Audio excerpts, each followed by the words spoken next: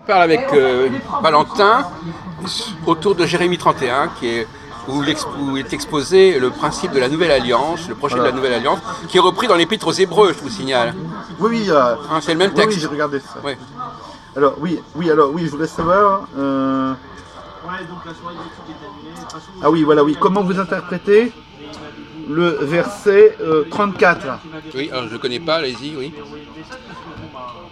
Du je connais pas. 31. Oui, d'accord, moi oui. Je ne connais pas de mémoire les versets, mais dites-moi ce qu'il en est, alors, je vous dirai. Le Seigneur déclare, personne n'aura plus besoin d'instruire son prochain ou son frère en disant connaissez le Seigneur. En effet, tous me connaîtront du plus petit au plus grand. Oui, absolument.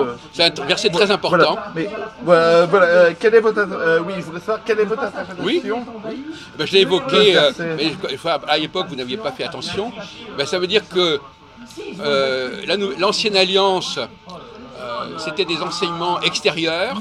Voilà, c'était écrit dans les tables. Voilà, il fallait savoir ceci, cela.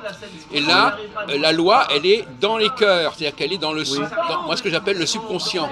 C'est-à-dire que c'est quelque chose qu'on a en soi. On n'y peut rien, on peut pas s'en empêcher de là. C'est ce qu'il dit. Puisque vous ne voulez pas écouter mes enseignements extérieurs, je vais vous les inscrire à l'intérieur. Bon, alors ça c'est un premier point. Deuxième point, à mon avis, c'est surtout au niveau du temps.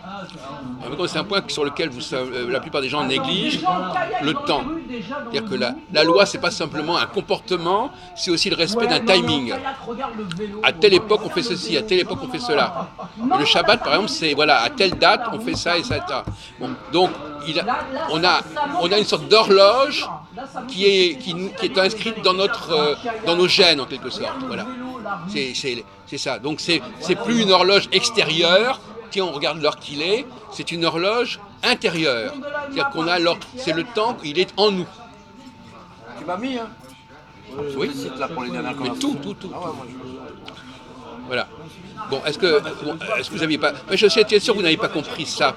La Nouvelle Alliance, alors justement Jésus, quand il parle de la Nouvelle Alliance, il se réfère à cette idée-là, à savoir que ce qui est important, c'est la programmation que nous avons en nous-mêmes et pas ce qui est indiqué et dicté par l'extérieur, par les lois extérieures. C'est la notion des lois intérieures. Puisque vous ne respectez pas les lois extérieures, on va vous les inscrire en vous. Comme ça, vous n'aurez plus le choix, vous ne pourrez pas y échapper. Donc c'est une contrainte. C'est-à-dire qu'on ne pourra plus... Voilà. Donc ça ne s'apprend plus. Les lois ne s'apprennent plus. Les lois ne s'enseignent plus. Les lois ne s'instruisent plus. C'est plus comme ça que ça se passe. C'est en nous que ça se passe. Et de ce point de vue-là, effectivement, a priori, c'est valable pour les Juifs. Et uniquement pour eux. C'est-à-dire qu'il n'y a que les Juifs qui ont la loi du Seigneur inscrite dans leur cœur. La Nouvelle Alliance ne change pas le partenaire, il ne dit pas qu'il va passer à un autre peuple, il reste avec le même peuple, mais il lui impose d'autres conditions de vie.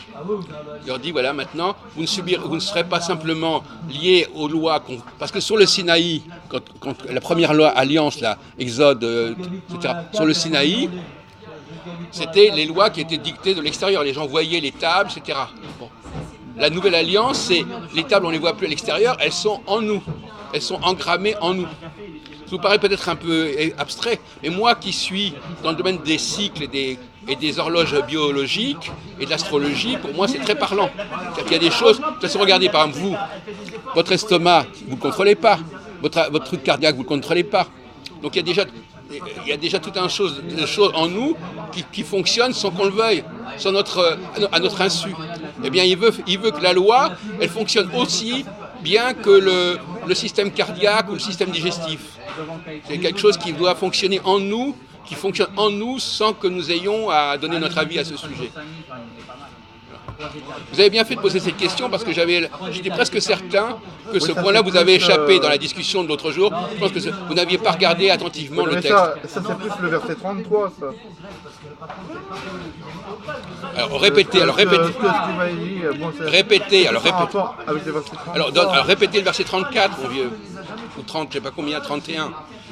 Le principe c'est, on n'aura plus à instruire les gens, on n'aura plus à leur donner des leçons, on n'aura plus à leur dire ce qu'il faut savoir, ils le sauront par eux-mêmes. Et c'est un peu ce que dit Jésus. Il répète exactement ce qu'il essaye de faire passer. On ne sera plus marqué par des lois extérieures, on aura les lois en nous-mêmes, à l'intérieur de nous-mêmes. On ne pourra même plus en prendre connaissance de l'extérieur. Si quelqu'un c'est le problème de la grâce. Quelqu'un qui n'a pas ça en lui, il ne pourra pas l'avoir de l'extérieur. Donc, si je comprends bien, en fait, vous n'êtes pas d'accord avec parce que vous en avez discuté. Avec qui, avec Jean-Paul là. Oui, et Jean-Paul, Jean-Paul, il vous disait que dans le verset 33, quand ils disent je les écrirai sur leur cœur, que ça fait référence au baptême en fait. Oui, c'est ça, oui. Ah, ça, vous n'êtes pas d'accord avec ça? Non, parce que le baptême, c'est quelque chose qu'on reçoit. C'est qu'on reçoit de l'extérieur. Quelqu'un vous donne le baptême. Là, il s'agit de quelque chose. C'est comme si vous étiez baptisé avant même qu'on vous baptise. C'est pour la circoncision, c'est pareil. Effectivement, on n'a plus à être circoncis de l'extérieur, on est circoncis de l'intérieur. Oui, mais attendez. Une question.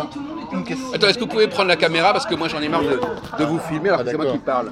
Alors, on va changer le rôle. Oui, alors une question. Mais qu'est-ce qui est le plus important?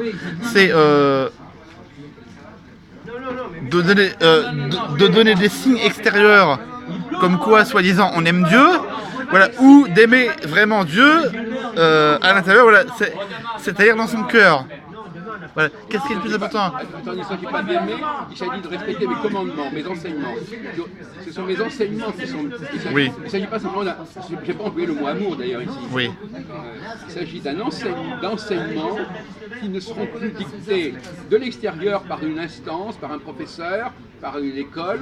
Ce sera des enseignements que nous recevrons en nous-mêmes, que nous acquérons en naissant. Oui, j'ai vu hier. On passe de ce que j'appelle la surconscience, c'est un savoir qui est mis comme ça par-dessus à quelque chose qui vient de l'intérieur. Et d'où le fait de ne pas respecter effectivement le fait de ne pas considérer que les lois extérieures sont importantes.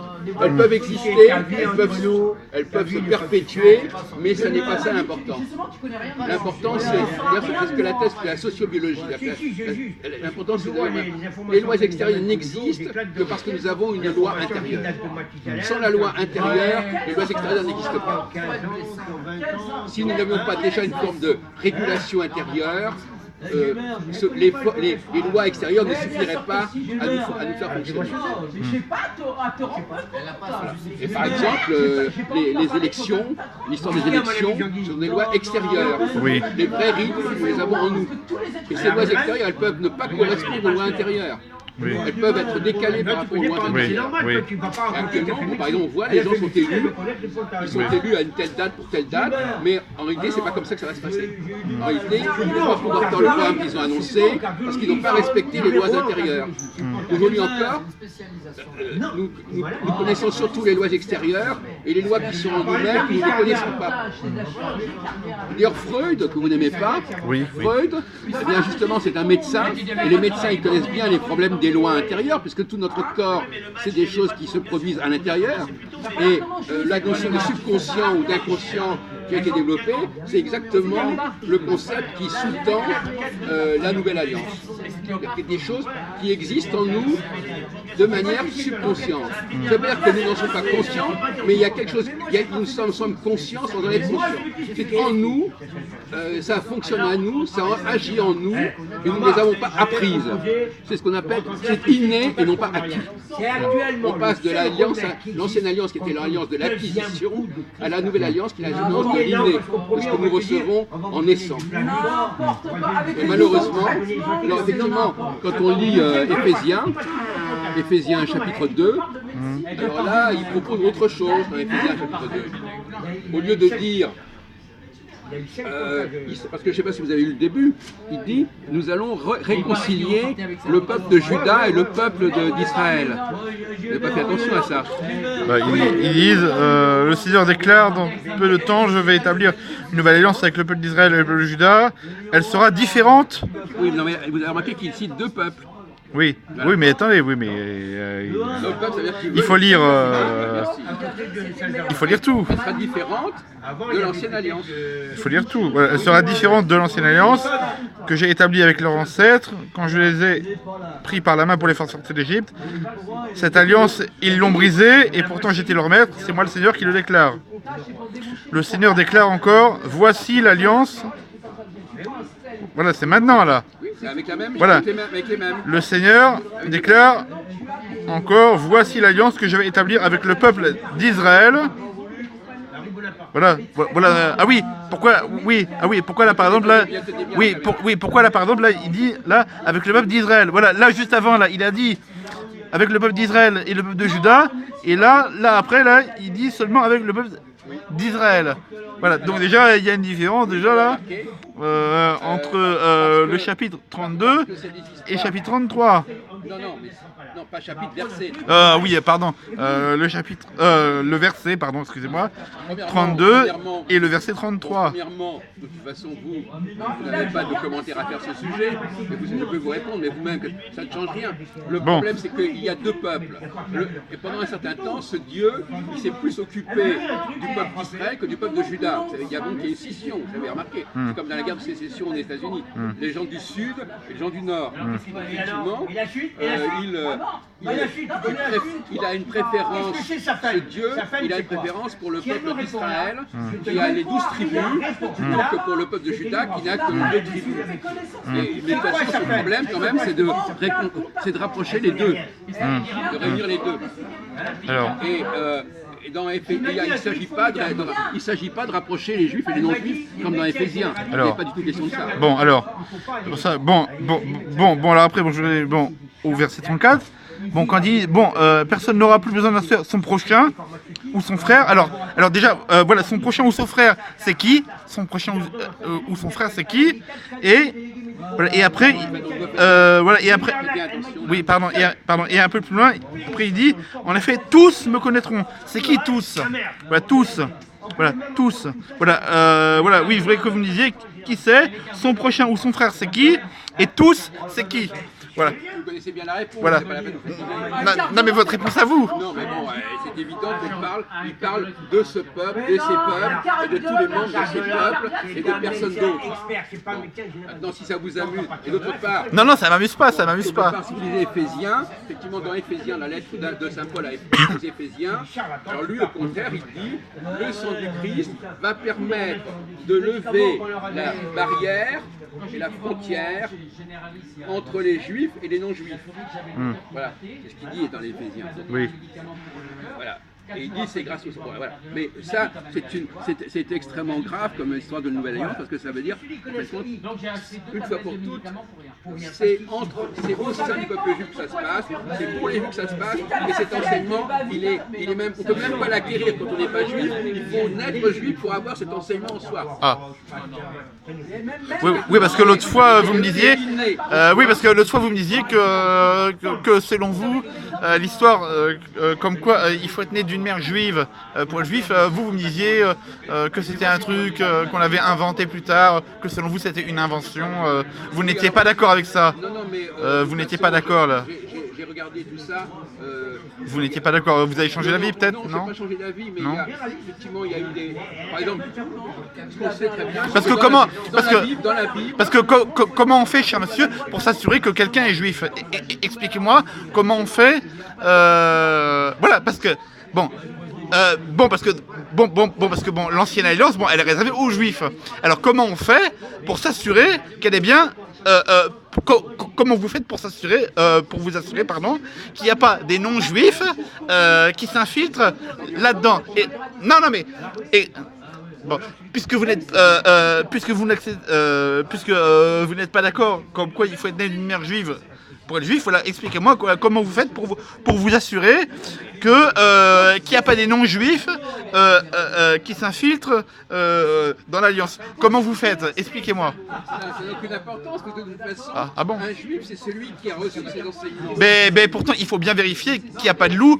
Ah bon? Bon, alors, attendez. Si vous êtes un berger, votre rôle, c'est quoi? Votre rôle, c'est de faire attention qu'il n'y ait pas de loups qui s'introduisent dans la bergerie. Vous êtes d'accord? Oui ou non? Bon, alors, alors vous, en tant que berger, bon, alors vous, non mais, des brebis. Bon, comment vous faites pour vous assurer qu'il n'y a pas un loup qui s'introduit voilà, dans la bergerie pour vous manger? Les loups ne ressemblent pas aux moutons. Bon, de toute façon, il Oui. faut que ce soit un loup qui se fasse passer pour un mouton. Oui, et bien justement, voilà, si c'est un non-juif qui s'est passé pour... Alors, comment vous faites, en fait, pour vous assurer qu'il n'y a pas des non-juifs qui se font passer pour des juifs? Voilà, voilà. Puisque vous ne voulez pas entendre de l'histoire de la mère, voilà, qui selon moi est très crédible. Voilà. Voilà. Comment vous faites Comment vous faites? Dans la Bible, il n'y a pas, dans l'Ancien Testament, et même dans le Nouveau Testament, c'est par les pères que ça se passe. C'est clair et net. Regardez toute la généalogie de Jésus. Et de mais comment vous savez que le père est juif? Comment vous faites pour savoir si le père est juif ou pas? Comment vous faites pour savoir si le père est juif? Vous pouvez dire qu'Abraham n'est pas juif, que Jésus... Non, moi j'ai pas dit ça. Non, moi j'ai pas dit ça. Contrairement à vous, moi je ne dis pas que Moïse n'est pas juif. Non mais comment vous faites pour vous assurer que quelqu'un est juif? Par exemple, regardez par exemple David. Expliquez-moi. David. Oui. Sa mère n'est pas juive. Ah bon? Ah ben non, vous savez pas ça, elle n'est pas juive. Elle est quoi? Elle est pygmée? Non, elle est d'ailleurs, C'est où d'ailleurs? Non mais il y a des tas de femmes, même Moïse, c'est courant. C'est où d'ailleurs? Les Juifs ont épousé des femmes étrangères, c'est courant. Ah bon? Oui, et ça n'a rien changé, parce que ça n'a aucune importance. Ah bon? Le rôle de Mais la donc femme- vous êtes... oui mais alors... Oui mais alors... vous êtes des bâtards alors? Pourquoi on est des bâtards? Bah, si vous épousez des femmes étrangères, c'est comme, mais attendez, par exemple, quelqu'un qui élève des chevaux de course. Voilà, il va pas croiser sa jument avec avec un cheval boiteux ou... Louis XIV, à votre avis, Ou je ne sais quoi. La mère de Louis XIV, elle était française. Vous êtes des fumistes. La mère d'Henri... Les rois de France, ils avaient des mères françaises, à votre avis?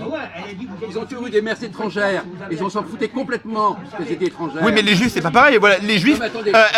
les juifs, il y a aussi, dans le fait des juifs, il y a aussi un aspect racial quand même. La dynastie Important. royale, mais la dynastie royale, c'est Non. très racial aussi. Non? C'est racial, les rois de France, c'est racial. Vous, par exemple, est-ce que vous pouvez m'assurer que votre mère, elle est juive? Moi, j'ai pas de problème. Ma mère est juive, mon père est juif. Alors, c'est pas un problème. Oui, mais est-ce que vous êtes certain est-ce que vous êtes certain que dans vos ancêtres, il n'y a pas des bâtards? De toute façon, Puisque s'il n'y a pas l'histoire de la mère, comment vous faites sans l'affaire de la mère, comment vous faites pour vous assurer qu'il n'y a pas de bâtards dans votre famille? mais vous venez vous contredire vous-même. Parce que si la mère est importante... Parce que pour vous, c'est important qu'il n'y ait pas de bâtards. Mais si la mère est importante, comment je sais que la mère est juive? Parce qu'on voit bien d'où sort l'enfant. Et comment je sais que la mère est juive? Comment? Comment sait-on que la mère est juive? Parce qu'elle est sortie. Parce que c'est la fille. Et comment on sait que... C'est la fille d'une juive. Le raisonnement, on peut le porter à l'infini. Comment on sait Mais non, mais parce qu'on voit bien d'où sort l'enfant. Alors que le père, voilà, quand une femme elle accouche, Mais même si on... on voit bien que l'enfant il sort. Mais on sait pas non. qu'elle... Et comment on sait Voilà, qu'elle est... Voilà, mais le père. Mais on sait pas qu'elle est juive. On sait pas si elle est juive, cette femme. On sort l'enfant. Si on sait qu'elle est née d'une mère juive. Mais comment? Mais si on sait qu'elle-même est née d'une Et alors, comment on sait que sa mère juive est née d'une mère juive, etc., etc., etc. Bon, non, Ben, écoutez, parce qu'on a vu, jusqu'à preuve du contraire. parce qu'on a vu. Non. qu'elle a Bon, vu. alors on peut jouer à ce petit jeu très longtemps. Mais comment vous faites? Non, mais comment vous faites pour dire que quelqu'un peut être juif par le père, alors que, moi je suis désolé, le père. Non mais. Mais toute la Bible parle de ça. Alors que le père. Ah bon? Oui, mais comment vous faites pour savoir qui est le père? Parce que. Alors, d'accord. Parce que, bon, par exemple, une femme, par exemple. Non mais par exemple, bon, une Alors- femme, par exemple, une femme qui est. Voilà, une femme qui pratique. Alors voilà, alors. L'adultère. Mais regardez Comment vous faites pour se Mais regardez le. si elle tombe enceinte, attendez, une femme qui a pratiqué l'adultère, comment vous faites comment vous faites à l'époque? Pas maintenant, parce qu'à l'époque, il n'y avait pas les histoires d'ADN et de trucs mûches. Oui, d'accord, voilà. Donc une femme juive qui aurait pratiqué l'adultère avec un non-juif, Ben voilà. voilà. Et c'est- et Comment pour- vous faites pour savoir qui est le Et père? pourquoi l'adultère est considéré comme un crime? À cause de ça. Oui, mais oui, À alors, cause de ça. Oui, alors donc comment vous faites Justement, pour savoir qui est le père? l'adultère est considéré comme un crime. Voilà. Et on le punit par la lapidation. Parce que justement, c'est quelque chose d'extrêmement grave. Voilà. Mais effectivement, et comment il peut y avoir des criminels partout? C'est un crime majeur, l'adultère. Voilà. Et selon vous, Et à ce moment-là, regardez toute la une lignée femme de. juive qui tombe enceinte d'un non-juif, c'est pas quelque chose de criminel, non? Comment? Une femme juive Oui. qui tomberait enceinte d'un non-juif. Ben, l'enfant ne serait pas juif. Est-ce que c'est pas, ouais, mais est-ce que c'est pas criminel? C'est criminel, mais de toute façon, il ne serait pas considéré comme juif. Enfin, mais ça, c'est une question de juridiction. C'est une question juridique. Oui, On mais est comment plus- vous faites pour savoir si... Attendez, comment vous faites pour savoir si l'enfant, il est de son mari, qui est juif, ou s'il est d'un non-juif avec qui À votre elle a eu des avis, relations. Comment vous faites pour savoir de qui est l'enfant? C'est Alors- ça ma question. Alors, à votre avis, dans notre Parce société, que moi, à mon avis, Dieu, il a pensé à tout. Oui. Voilà, et même Voilà. à ce genre de choses. Voilà, c'est pour ça que moi, ça me paraît beaucoup plus crédible l'histoire de la mère. Voilà, parce que, voilà. c'est pas plus crédible. C'est Bah, pas plus crédible. Parce qu'on peut aussi. aussi dire, par exemple, Louis XIV, par exemple, on peut très bien dire, vous savez qu'il y a eu un débat là-dessus, est-ce que Louis XIV est vraiment le fils de son père, ou est-ce qu'il est le fils de Mazarin? On ne sait jamais exactement, même un roi. Non mais attendez, chez lui il n'y a pas d'aspect racialiste. Ah bon? Il y a eu des guerres de religion uniquement. Il y a eu des guerres de religion uniquement parce qu'on ne savait pas qui était le successeur du roi. Vous connaissez pas l'histoire de France, mon vieux. Non mais là moi, C'est là, je parle de la fondamental. race. Mais c'est fondamental pour la royauté française. La filiation est une chose absolument essentielle. Moi, je connais très bien. Je suis historien de l'histoire de France. Alors, je sais très bien ce qu'il en est. Bon, et ben pour les juifs aussi. Eh ben voilà. Ben, c'est pareil. Eh bien voilà. Donc comment vous faites pour savoir? Mais la différence, mon cher ami, Voilà. c'est que dans l'histoire de France, c'est une question d'une personne. Dans l'histoire de lui, c'est des centaines de milliers de Je personnes. sais par exemple que votre mère, comment je sais par exemple que bon, j'imagine que votre mère, elle était mariée évidemment. Comment vous pouvez m'assurer que le mari de votre mère est bien votre père? Oui. Comment vous pouvez m'assurer sans test ADN? Ah, pourquoi pas? C'est ça. Comment vous pouvez m'assurer que votre père est bien le mari de votre mère?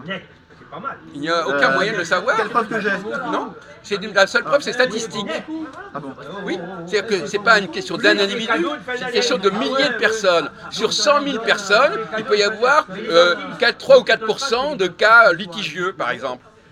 Bon, eh bien tant pis, c'est comme ça. Mais par contre, dans le cas d'un roi de France, si jamais on se trompe sur une seule personne, c'est la catastrophe.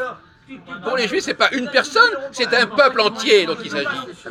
Donc un peuple C'est entier. catastrophique aussi. Non, parce que c'est pas grave, c'est dans les grands nombres. C'est dans les grands nombres. Quand il y a un peuple entier, un Oui, cas oui, mais particulier. à partir du moment où vous commencez à introduire un loup dans la bergerie, après ça va se répandre. Sauf que là, vous raisonnez. Voilà. La gangrène, après, elle se répand après la gangrène. Après. Sauf que vous raisonnez selon l'ancienne Quand vous alliance. mettez un peu de gangrène, là, voilà, après la gangrène, elle va tout condamner. C'est parce que vous avez votre image à la con. Mais moi, je suis pas obligé d'accepter la gangrène ou le loup dans la bergerie. dans le pire des cas, eh bien, il y aura des personnes. Parce que vous raisonnez d'après l'ancienne alliance et non pas d'après la nouvelle alliance. Parce que la loi de la mère juive, c'est l'ancienne alliance. Enfin, c'est un truc. Bon, en tout cas, regardez. Oui, mais vous me dites que c'est un truc. Oui, mais vous n'êtes pas d'accord avec ça, parce que vous me dites qu'apparemment que ça c'est un truc qu'on aurait inventé. La généalogie. Un truc qu'on aurait inventé. Bon, alors écoutez, donc on ne peut pas savoir si Jésus est descendant de David, on ne peut pas le savoir. Comment ? On ne peut pas savoir si Jésus est descendant de David. Non, puisqu'il est. Mais non, il y a des générations. On sait que sa mère est juive. Comment? Mais qu'est-ce qu'on en sait? On n'en sait rien du tout. Marie. Non, mais descendant de tout. Mais non, sur 10 générations, sur 30 générations. Sur 30 générations. Mais il n'a pas d'enfant, Jésus. 30 générations. On dit entre David et Jésus, il y a 400 ans. Oui. Eh bien, il faudrait prouver que pendant les 400 ans, ils se sont reproduits sans aucun problème. Voilà. Vous êtes piégés. Mais si. Jésus, comment... Alors, regardez. Vous ne croyez pas à la généalogie Mais c'est vous-même qui la remettez en question, la généalogie. Pourquoi est-ce qu'on prend la peine prend la peine de répéter qu'il y a eu David, et puis un autre, et puis un autre, et puis un autre, et puis un autre, et puis un autre, jusqu'à Jésus? Si ça n'avait aucun sens, et si on pouvait... C'est le loup de la bergerie, votre histoire. Il ne faut pas juif alors. Non, c'est votre raisonnement qui est merdique.